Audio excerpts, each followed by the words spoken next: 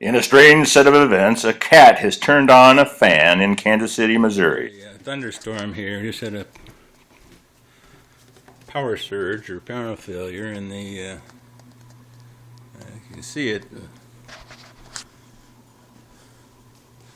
The fan came on, and usually you can't turn the fan on without turning those lights on first.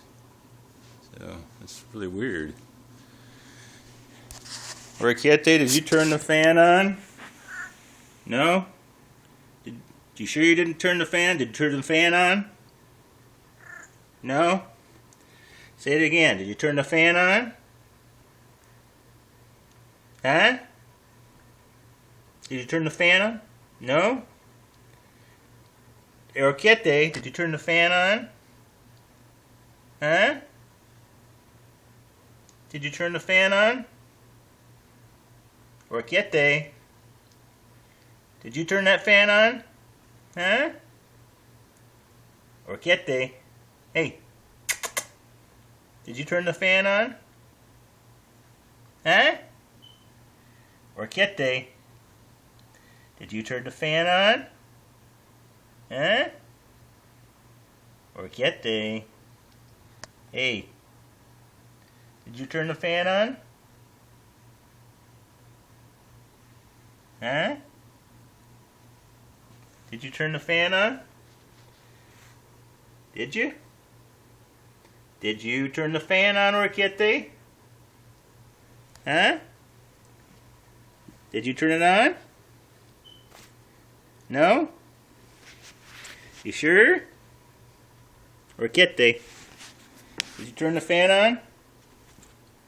No? Did you turn the fan on? Huh? Did you? Did you turn the fan on? Huh? Did you turn the fan on? Did you? Huh?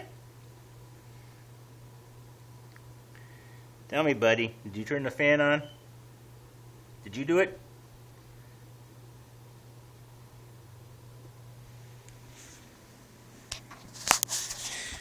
You're a good boy. You know that? You're a good boy. You're a good boy. Yeah. Him's a good boy. Him's a good boy. No, scratch. Don't scratch. Mr. Brutto. This has been Flo Umpty-Frats for KCAT News. No animals were harmed in the filming of this piece. Orecchiette, the cat in question, was a feral cat brought in by the family in October 2011 as he looked like he would not make it through the winter. Orecchiette, which means little ears in Italian and is the name of a pasta that looks like the cat's ears, hence his name.